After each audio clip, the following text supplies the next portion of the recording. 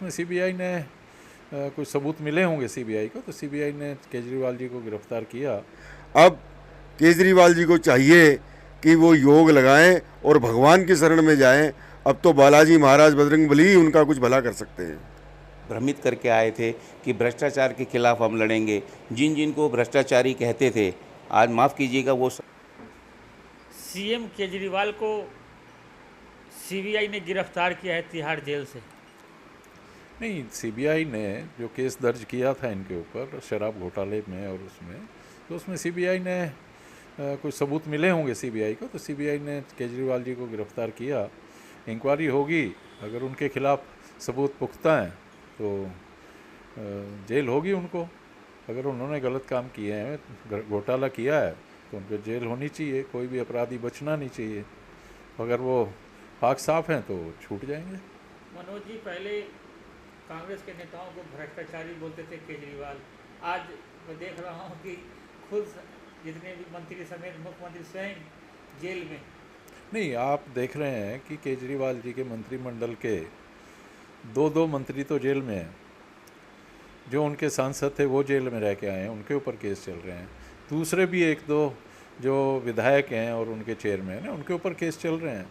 तो कहीं ना कहीं तो ये सरकार बदनाम हुई है। और कांग्रेस सरकार का जो इन्होंने आरोप लगाए थे कांग्रेस सरकार पे, 15 साल में कांग्रेस का एक मंत्री एक एमएलए चार्जशीटेड नहीं हुआ था, क्योंकि घपला कोई हमने घोटाले किए ही नहीं थे। कांग्रेस के सरकार चाहे कोई भी उसमें चलाता हो, कांग्रेस की सरकार जनहित के काम करती है। अब बोलने वाला कुछ भी बोलता रहे, लेकिन कांग्रेस की सरकार जनहित में जो काम होते हैं वो करती है। दिल्ली की जो पानी की समस्या अभी रही, उस पर केजरीवाल सरकार सिर्फ और सिर्फ नाटक कर रही है, नौटंकी कर रही है। मंत्री का काम धरने पे बैठने का नहीं है। मंत्री का काम है जनता को सहूलियत दे।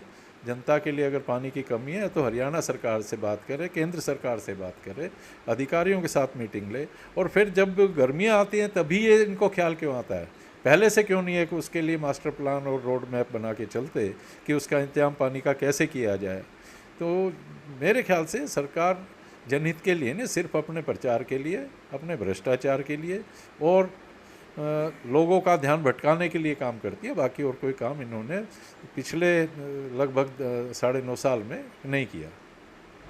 देखिए, केजरीवाल जी की जैसी करनी वैसी भरनी वाली व्यथा हो गई है और अब ये कानून के अंदर बुरी तरह से फंस गए हैं और चारों तरफ से इनको परेशानियों का सामना करना पड़ रहा है। अब केजरीवाल जी को चाहिए कि वो योग लगाएं और भगवान की शरण में जाएं। अब तो बालाजी महाराज बजरंगबली ही उनका कुछ भला कर सकते हैं। पहले कांग्रेसियों को भ्रष्टाचारी कहते थे, आज खुद मुख्यमंत्री समेत सारे कई मंत्री जेल में हैं। देखिए, ये हमारे दिल्ली वालों के विश्वास का विश्वासघात करने पर ऐसा हो रहा है, क्योंकि दिल्ली की बद्दुआएं इनको लग रही हैं, इनके मंत्रियों को लग रही हैं। और ये जब तक दिल्ली की जनता से माफ़ी मांगेंगे नहीं और भगवान से माफ़ी नहीं मांगेंगे, तब तक इनके साथ ऐसा होता रहेगा। पानी को लेकर लगातार मंत्री आतिशी बैठी हुई थी, अब हॉस्पिटलाइज। देखिए जायसवाल जी, आप सम्मानित पत्रकार हैं और आप जन जन की आवाज़ को जन जन तक पहुंचाते हैं और निष्पक्ष पत्रकारिता करते हैं। मैं आपका बहुत बड़ा समर्थक हूं। पानी वाली जो समस्या है उससे आप भी अवगत हैं कि ये समस्याएं धरने प्रदर्शनों से या उपवास पे बैठने से ख़त्म नहीं होगी। हमें ज़मीन पे जाकर के काम करना पड़ेगा, व्यवस्था को सुधारना पड़ेगा और जिस तरह का भी जल वितरण प्रणाली और टैंकर माफियाओं का जो भ्रष्टाचार चल रहा है उस पर रोक लगानी पड़ेगी। जल के लिए संसाधन जुटाने पड़ेंगे, तब दिल्ली की पानी की समस्या दूर होगी। देवेंद्र यादव ने आदर्श नगर जिले में बैठक ली कार्यकर्ताओं की। कैसा बैठक रहा बगरिया से? हमारे साथ बात करने के लिए संजय बगरिया जी, जो दिल्ली प्रदेश कांग्रेस कमेटी के प्रवक्ता हैं, कैसा रहा बैठक? सबसे पहले नमस्कार जायसवाल जी, आपके और आपके दर्शकों को नमस्कार। और निश्चित रूप से आप भी कल बैठक में थे। बहुत ही अच्छी आदर्श नगर जिला की एग्जीक्यूटिव कमेटी की बैठक थी। लगभग 150 पौने 200 जो हमारे एग्जीक्यूटिव मेंबर हैं आदर्श नगर जिला उसके, उन्होंने उसमें भाग लिया। और सबसे बड़ी बात जो थी, जो एक बदलाव की बात थी, तमाम जो हमारे सीनियर नेता हैं कांग्रेस के, जो कि पूर्व एमएलए रह चुके हैं या पूर्व मंत्री रह चुके हैं, वो सभी लोग मंच पे थे। और जो ब्लॉक प्रेसिडेंट और जो हमारे एग्जीक्यूटिव कमेटी के लोग थे, उन्होंने अपनी बात रखी और लगभग 2.5 घंटे तक उन सभी नेताओं ने उन बातों को सुना। और उसके बाद अंत में उन सभी बातों को ध्यान में रखते हुए देवेंद्र यादव जी ने संबोधित किया सभी को, उनके विचारों के बारे में विस्तार से बात की, जो कि एक नई शुरुआत है, अच्छी शुरुआत है। उन्होंने लोगों को, जो हमारे कार्यकर्ता हैं या जो हमारे एग्जीक्यूटिव कमेटी के लोग हैं, उनको विश्वास दिलाया, साथ ही साथ चेतावनी भी दी कि काम करना पड़ेगा, काम कीजिए और काम का रिवार्ड अगर नहीं मिले तो उसकी जिम्मेवारी उन्होंने कहा मैं लेता हूँ, आपको काम का रिवार्ड मिलेगा। और उन्होंने ये भी सराहना की कि जो अभी लोकसभा का हमने चुनाव लड़ा, बहुत मजबूती से चुनाव लड़ा। ठीक है, परिणाम हमारे जैसा हम चाहते थे उसके अनुरूप नहीं आए, लेकिन उन्होंने बहुत ज़बरदस्त तरीके से प्रोग्राम रखा, लोगों की बात सुनी और आगामी जो विधानसभा के चुनाव आ रहे हैं उसके लिए बहुत ही एक सकारात्मक सोच के साथ और एक नए तरीके के साथ, एक नई सोच के साथ कांग्रेस कार्यकर्ताओं को वो बताया और ये भी कहा कि भविष्य में इस प्रकार की मीटिंग लगातार और निरंतर होती रहेंगी। लोकसभा चुनाव की अगर हम बात करें तो आप कांग्रेस और आम आदमी पार्टी के साथ मिलकर चुनाव लड़े, लेकिन कोई ऐसा रिजल्ट नहीं आया। नहीं, ये बात सही है कि लोकतंत्र में या राजनीति में हार जीत, हर आदमी जीतने के लिए ही चुनाव लड़ता है, हर राजनीतिक दल, हर उम्मीदवार। वो बात सही है कि वो वैसे चुनाव परिणाम नहीं आए हम जैसे सोचते हैं, लेकिन अगर आप देखें तो जहां पिछले चुनावों में 2019 में 5-5 लाख सीट का मार्जिन था, मतों का अंतर था, वहाँ वो मार्जिन सीमित हो गया। कहीं 3 या 4 सीटों पे तो लाख से कम के मार्जिन में हार जीत हुई है। तो ये एक छोटी बात नहीं है। लोगों ने जो हमारा इंडिया अलायंस बना उसको लोगों ने स्वीकार किया है। ठीक है, कहीं ना कहीं दिल्ली में जैसे उसके परिणाम वैसे नहीं आए, लेकिन अगर आप पैन इंडिया में देखें तो बहुत ही लोगों ने उसको स्वीकार किया, बहुत अच्छा रिज़ल्ट दिया। और यहाँ थोड़ा सा कमियाँ रह गई जिसकी हमें तकलीफ़ भी है और उस पर विचार भी किया जा रहा है, मंथन किया जा रहा है और उसके बारे में विचार करेंगे कि किस प्रकार से आगे भविष्य में नीति बनाई जाए। राहुल गांधी पोजीशन लीडर बन गए, कितने खुश हैं आप लोग? देखिए, एज ए कांग्रेसी इससे बड़ी खुशी हमारे लिए कोई नहीं हो सकती और ये केवल हमारे लिए ही नहीं, पूरे देश के लिए है। राहुल गांधी जी ने जो 2 यात्राएं की, न्याय यात्रा और भारत जोड़ो यात्रा जो की, उससे जो माहौल पैदा हुआ, जो लोगों के साथ उनका संपर्क बना, लोगों ने उनको समझा, लोगों ने उनको जाना, उन्होंने लोगों की तकलीफ़ को समझा, नज़दीकी से समझा। अब ये मौका आया है कि वो उन तकलीफ़ों को संसद में उठा सकेंगे, संसद में उस बात को रख सकेंगे, लोगों के हित की बात कर सकेंगे। और मैं ये समझता हूँ कि कांग्रेसी होने के नाते मेरे लिए इससे बड़ी खुशी का दिन कोई नहीं हो सकता। और मैं तो ये कहूँगा कि पूरे हिंदुस्तान के लिए ये बहुत खुशी की बात है कि राहुल गांधी जैसा नेता जो है हमारे जो है सदन में विपक्ष के नेता का पद पे रहेंगे और आगे आगे देखिएगा कि जो दिल्ली हिंदुस्तान की जनता की जो आवाज़ है उसको पुरजोर तरीके से वो सदन में उठाएंगे। दिल्ली के मुख्यमंत्री अरविंद केजरीवाल की मुसीबतें कम होने का नाम नहीं ले रही। पहले ईडी का था, अब सीबीआई ने उन्हें गिरफ्तार किया है। देखिए, ये बात आपकी सही है कि उनकी मुसीबतें कम नहीं हो रही, लेकिन हमें ये भी देखना पड़ेगा कि उस मुसीबत के जिम्मेवार कौन हैं। वो स्वयं उस मुसीबत के जिम्मेवार हैं। वो जो एक बात कह के आए थे, लोगों को जो एक भ्रमित करके आए थे कि भ्रष्टाचार के खिलाफ हम लड़ेंगे, जिन जिन को भ्रष्टाचारी कहते थे, आज माफ़ कीजिएगा वो सब तो स्वतंत्र हैं और ये खुद अंदर हैं। तो आप समझने की प्रयास कीजिए, इन्होंने लोगों के साथ धोखा किया, अब लोगों को समझ में आ गई है। बिल्कुल इसमें शक नहीं है कि जब भी उनके साथ कोई अच्छी घटना घटित होने की बात, संभावित बात होती है, तो कोई ना कोई घटना घटित होती है, क्योंकि इतने सारे इनके भ्रष्टाचार के वो हैं, 1 छोड़ 2 छोड़ 3 छोड़, कोई भी तो ऐसा विभाग नहीं है जहाँ इन्होंने भ्रष्टाचार नहीं किया। और फिर सबसे बड़ी बात आप देखिए, मैंने आज तक ऐसा कोई मुख्यमंत्री या पार्टी का जो है जिसको कहते हैं संयोजक नहीं देखा जो अपने ही आदमियों पे इल्ज़ाम लगा रहे हैं। मुख्यमंत्री होते हुए कह रहे हैं, मैं अभी सीबीआई में अभी टीवी पे देख रहा था, वो कह रहे हैं मेरा कोई लेना देना नहीं है जी, सिसोदिया जी ने किया जो कुछ किया। अरे भाई, ऐसे कैसे हो सकता है?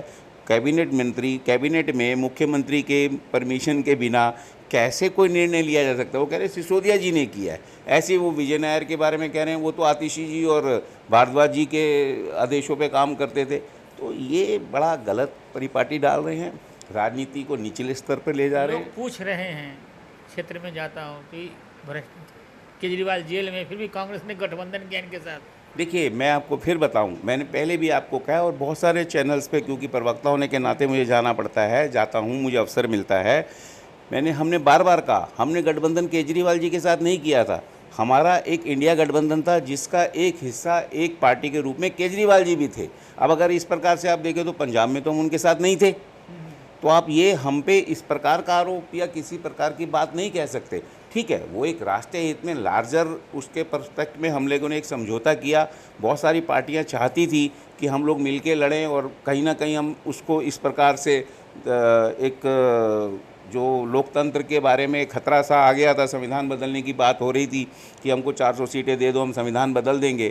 तो उस बात के लिए हमने समझौता किया और हम उस बात को लोगों तक समझाने में कामयाब भी हुए और परिणाम आप देख रहे हैं। आज हम बहुत अच्छे नंबर के साथ हैं और भारतीय जनता पार्टी जो कि 400 पार का नारा करी थी, अपने दम पे सरकार भी नहीं बना पा रही है। दिल्ली में जल संकट कम होने का नाम नहीं ले रहा और जल मंत्री आतिशी पहले सत्याग्रह कर रही थी, हॉस्पिटलाइज हैं। देखिए केजरीवाल जी, दिल्ली का जल संकट जो है, जिस प्रकार से इनकी नीतियां रही हैं उस प्रकार से जल संकट किसी भी तरीके से कम नहीं हो सकता। और इसमें अधिक जिम्मेवारी जो सत्तारूढ़ दल है आम आदमी पार्टी है, लेकिन बराबर की जिम्मेवारी केंद्र सरकार की भी है। दिल्ली एक केंद्र शासित प्रदेश है। दिल्ली में 7 सांसद भाजपा के हैं और 3 राज्यसभा सांसद आम आदमी पार्टी के। मुझे बता दीजिए उन 10 सांसदों का क्या रहा, उन्होंने क्या ज्ञापन लेके गए वो केंद्रीय जल मंत्री के पास? क्या राष्ट्रपति जी को ज्ञापन दिया? क्या हरियाणा के मुख्यमंत्री से बात करने का प्रयास किया? केवल और केवल एक दूसरे पे आरोप प्रत्यारोप लगा के दिल्ली की जनता के साथ दोनों पार्टियां, मैं फिर बार बार कहूँगा, आपके माध्यम से कहना चाहूँगा, दिल्ली की जनता को समझना होगा और उन्हें याद करना होगा शीला दीक्षित के समय गर्मी तो जब भी पड़ती थी, पानी जब भी हरियाणा से आता था, दिल्ली का अपना नहीं था, तब भी कोई समस्या नहीं आती थी। और ये बार बार कहते थे Kejriwal ji, tanker mafia 48 point कितने % चोरी हो जाती है, मैंने सारी रिसर्च कर ली है, अगर वो ज़मीन में जाता है तो ज़मीन का पानी भी ऊंचा होना चाहिए था। अब वो रिसर्च कहाँ गई? वो टैंकर माफिया कहाँ गए? मुझे बता दीजिए पिछले 10 साल में एक भी डेटा ये दिखा दें कि इन्होंने एक भी टैंकर माफिया के खिलाफ कोई कदम उठाया हो। जब तो इतनी बड़ी बड़ी फाइलें लेके चलते थे टैंकर माफिया। तो ये सब ढकोसलेबाजी है, ये विफल हैं, ये भ्रष्टाचारी हैं और ये इस लायक नहीं है कि सरकार चला सके। इनका कोई भी मंत्री इतना काबिल नहीं है कि वो सरकार चला सके। तो इसलिए ये दिल्ली की जनता को समझना होगा कि पहले भी ऐसा होता था, शीला दीक्षित जी, हमारी कांग्रेस की सरकार राज्य में होती थी और केंद्र में वाजपेयी जी की सरकार होती थी, लेकिन सामंजस्य से बिठाया जाता था। मुझे बताइए, आज से पहले कोई जानता था राज्यपाल क्या होता है? राज्यपाल एक सम्मानित नाम था, एक सम्मानित शब्द था। जहाँ पर ज़रूरत पड़ती थी, जहाँ पर बात होती थी, वहाँ पर राज्यपाल जी को सम्मान पूर्वक बुलाया जाए। आज सुबह उठते ही राज्यपाल जी को गाली देना शुरू कर देते हैं। प्रदेश विधानसभा में स्पेशल सत्र बुलाएंगे, कौन होता है राज्यपाल? दिल्ली के मालिक हम हैं। अरे भाई, दिल्ली के मालिक अगर तुम हो तो पानी की जिम्मेवारी किसकी है? किसके खिलाफ बैठी थी आतिशी जी धरने पे? जिम्मेवारी किसकी है? आतिशी जी की है। और अस्पताल में वो जो गई हैं 4 दिन बाद ही, उसके बारे में तो स्वाति मालीवाल जी ने ट्वीट करके सब कुछ स्पष्ट कर दिया। मुझे कहने की जरूरत ही नहीं है, स्वाति मालीवाल जी ने जो लिखा है वो अपने सबने पढ़ा है, पूरी दिल्ली ने पढ़ा है। तो ये सब ये ड्रामा करते हैं, अपनी जिम्मेवारी दूसरे पे डालते हैं, ये खुद मुसीबत हैं, दूसरों के लिए मुसीबत बन रहे हैं। दिल्ली वालों ने परेशानियां दूर करने के लिए इनको चुना था, ये खुद परेशानी बन गए हैं अब दिल्ली वालों के लिए। तो दिल्ली की जनता समझ चुकी है। आने वाले विधानसभा में आप देखिएगा, हम देवेंद्र यादव जी के नेतृत्व में बहुत अच्छे परिणाम आपको दिखाएंगे। दिल्ली सरकार के पूर्व कानून मंत्री जितेंद्र सिंह तोमर से हमारी बातचीत हो रही थी, करे सारे पार्कों में जिम लगा दिए, 51 जिम लगा दिए, 51 जिम, उसका उद्घाटन कर रहे हैं। लोग खुश हैं, कह रहे हैं बहुत लोग खुश हैं। कैसे लड़ेंगे आप लोग उनके सामने? देखिए, जितेंद्र तोमर जी बहुत खुश हैं, बड़ी अच्छी बात है, उन्होंने जिम लगाए और मेरे ख्याल ये तो पूरी दिल्ली में लगे हैं। ठीक है, उन्होंने अपने क्षेत्र में कार्य किया है, लेकिन कार्य तो शीला दीक्षित जी ने जितना किया था उतना तो मेरे ख्याल से आज तक कोई भी नहीं कर पाया। प्रश्न ये नहीं है, प्रश्न ये है कि आज की तारीख में लोगों की आपसे उम्मीद क्या है, आपसे आकांक्षाएं क्या हैं, आप उसमें पूरा नहीं उतरते। आपने जिम तो लगा दिया, अरे भाई पानी पीने को पानी नहीं है। बिजली के बिल देखें आपने कितने कितने आ रहे हैं, इतने जितना बिजली की यूनिट इस्तेमाल नहीं होती उससे ज़्यादा फिक्स चार्जेस और टैक्सेस हैं। और अभी ये बहुत बड़ा मुद्दा बनने वाला है दिल्ली का। इस प्रकार से सिर्फ झूठ बोलते हैं, पानी फ्री पानी फ्री। अरे जी बेचारों ने 2 महीने में टैंकरों से पानी ले लेके इतने पैसे दे दिए जितने 10 साल में शायद बचाए भी नहीं होंगे। यही हाल बिजली के बिलों का है, 20-20 हज़ार, 30-30 हज़ार, 35-35 हज़ार रुपये के बिल घरों के आ रहे हैं। तो ये सब ढकोसलेबाजी है। जहाँ तक आपने तोमर जी की बात की, तोमर जी ने तो पिछली दफ़ा भी 500 काम गिनवाए थे, लेकिन 22,000 से मार्जिन इस बार ज़्यादा काम गिनवा रहे हैं। हाँ, तो 22,000 से 11,000 मार्जिन रह गया था। तो ध्यान से गिनवाएं काम, कहीं 11,000 से माइनस में ना आ जाएं। ध्यान से गिनवाएं काम। पिछली दफ़ा 550 काम गिनवाए थे, तो 22,000 से जब वो जीते थे 2015 में, 2020 में वो मार्जिन 11,000 रह गया था। और अब की दफ़ा मुझे उम्मीद नहीं लगती है कि 11,000। और फिर क्या क्या काम नहीं करवा पा रहे हैं तोमर साहब जो आप इतना। नहीं, मुझे एक बात बताएं, आप मुझे एक बात बताएं, आप कहते हैं तोमर साहब ने इतने काम कराए, सारी समस्याएं ख़त्म हो गई। अभी खंडेलवाल जी ने वो सड़क पे वो बुलाई थी, जन चौपाल लगाई थी, उसमें पहले दिन ही कितनी समस्याएं आ गई थी। तो फिर क्या काम हुए मुझे ये तो बताओ। समस्याएं अगर हैं, गंदगी की समस्या वहाँ थी, शिविर की समस्या वहाँ थी, गाय की समस्या वहाँ थी, सड़कों की समस्या वहाँ थी, लेंटर माफिया की समस्या वहाँ थी, मुझे बताइए पार्कों की समस्या वहाँ थी कि स्मैकिए बैठते हैं, लाइटें नहीं है, सारी तरह की समस्याएं थी। फिर क्या काम करवाया है भाई, मुझे बताएं। या तो वो भी जन चौपाल लगा के बताएं मैंने ये काम कराएं। सबसे ज़्यादा विकास कार्य करने का दावा करते हैं, सबसे ज़्यादा नारियल फोड़े गए। देखिए, दावा तो केजरीवाल जी भी बहुत करते थे। दावा तो जितने केजरीवाल जी ने किए, मेरे ख्याल से किसी भी आज़ाद भारत में, किसी भी लोकतंत्र में, किसी भी राजनीतिक पार्टी ने आज़ाद भारत में इतने दावे नहीं किए जितने उन्होंने किए। दावे करना अलग बात है, दावों को पूरा करना अलग बात है। झूठे सपने दिखाने, आज मैं आपको सपना दिखा दूँ जी, मैं आपको कल मर्सिडीज़ दूंगा जी, आप मेरे बारे में ऐसे लिख दो, तो ये तो झूठ हुआ ना जी। ऐसा नहीं होता है। आप लोग समझते हैं लोगों को एक दफ़ा बेवकूफ़ बनाया जा सकता है, कुछ लोगों को बार बार बेवकूफ़ बनाया जा सकता है, लेकिन सब लोगों को हर बार बेवकूफ़ नहीं बनाया जा सकता। और ये तो पोल खुल रही हैं। आप देखिए ना, जो आदमी अपने घर में अपनी महिला सांसद को नहीं बचा पाया, उसके साथ उन्होंने, और फिर हम नहीं कह रहे, ये कोर्ट की बात तो छोड़ दीजिए, उनके सबसे बड़े प्रवक्ता, लोकसभा राज्यसभा में सबसे बड़े उनके नेता, वो कह रहे हैं कि हाँ उसके साथ दुर्व्यवहार हुआ, और उन्होंने नाम लिया कि जिसने उसके साथ दुर्व्यवहार किया। उसके बावजूद आप उसके सपोर्ट में निकलते हैं चीफ मिनिस्टर साहब, और अपनी उस जिसको महिला सिंघम कहते थे, जिसको इतना बड़ा नाम देते थे और वाकई में उन्होंने काम किया था, उसके खिलाफ उसको कहते हैं कि बीजेपी की एजेंट है। तो किस प्रकार की राजनीति आप करना चाहते हैं, किस स्तर पे ले जाएंगे राजनीति को, थोड़ा सा तो लिहाज कीजिए। तोमर साहब कहते हैं बिजली फ्री, पानी फ्री, मोहल्ला क्लिनिक फ्री, महिलाओं के बस फ्री, सारा कुछ फ्री है। फिर मैं यही तो कह रहा हूँ, मेरी सरकार, मोहल्ला क्लिनिक का घोटाला भी सामने आ रहा है, एक ही नंबर पे कितने कितने टेस्ट हुए हैं वो भी सामने आने वाला है। जहाँ तक पानी फ्री की बात है, 600 करोड़ रुपए जिस वक्त इन्होंने सत्ता संभाली थी, जल विभाग जो है नफ़े में था, आज 37,000 करोड़ या कितने हज़ार करोड़ के घाटे में है। तो जल फ्री का देख लो, पानी फ्री का मैंने अभी आपसे कहा, बिजली फ्री का, जहाँ तक प्रश्न है, इतने बिल आ रहे हैं, इतने बिल आ रहे हैं, बहुत बड़ा मुद्दा बनने वाला है ये। और अब तो दिल्ली में भी बहुत जगह लाइटें जाने लग गई हैं, कट डाउन होने लग गया है, कई अच्छे इलाकों में कट डाउन होने लग गया है, सब आती ही नहीं है बिजली, 2-2 घंटे 3-3 घंटे बिजली नहीं आती है। पूछा जाता है तो कहते हैं हमारे पास पीछे से बिजली नहीं, हम कहाँ से बिजली देंगे। तो फ्री की तो बात छोड़ दीजिए। और अभी तो आप देखिए, अभी तो बहुत सारे घोटाले आने हैं। सांसद बनने के बाद खंडेलवाल जी से हमारी बातचीत हो रही थी कि 10 के 10 विधानसभा भाजपा जीत जाएगी। देखिए, ये हर राजनीतिक दल दावा करता है कि और जीतने का प्रयास भी करता है, लेकिन मैं ये समझता हूँ, मेरा अपना व्यक्तिगत ऐसा विचार है कि कौन आएगा कौन नहीं आएगा, इसका निर्णय, अंतिम निर्णय मतदाता के ऊपर है। अब आप बताइए, 400 पार का भी वादा इन लोगों ने किया, दावा किया था, लेकिन रिज़ल्ट आपके सामने है। वाराणसी में आप देखिए, हमारे जो आदरणीय माननीय सबसे बड़े यशस्वी प्रधानमंत्री हैं, एक दफ़ा पीछे चलने शुरू हो गए थे। तो मतदाता हैं ये, इनका क्या मूड होगा, उनको क्या अपेक्षाएं आपसे, तो इतने बड़े बड़े दावे नहीं। खंडेलवाल साहब अलग राजनीति करने की कोशिश किया, जिस तरीके जन चौपाल लगाया, अपने कार्यकर्ताओं को भी डांट लगाया, वहाँ पर जिला अध्यक्ष समेत सभी कार्यकर्ताओं को डांट लगाया कि काम पहले की तरह नहीं होगा, अब नए तरीके से होगा। आपने भी देखा। देखिए, ये एक अच्छी शुरुआत है। एक जनप्रतिनिधि को, मैं बिल्कुल, चाहे हमारे राजनीतिक मतभेद हैं, लेकिन एक जनप्रतिनिधि को इसी प्रकार से कार्य करना चाहिए और कार्यकर्ताओं को, जनप्रतिनिधि को अपने जो मतदाता हैं, जिनसे उन्होंने वादा किया है और जिनके प्रति उनका उत्तरदायित्व है, उनसे मिलने देना चाहिए। जहाँ तक मैंने सुना है या आपके उसमें देखा, वो लोग खुद ही उनको घेर के खड़े हो गए थे और जिनके लिए वो आए थे शायद उनसे वो मुलाकात नहीं कर पा रहे थे। तो ये एक अच्छा प्रयास है और ये निरंतर चलते रहना चाहिए।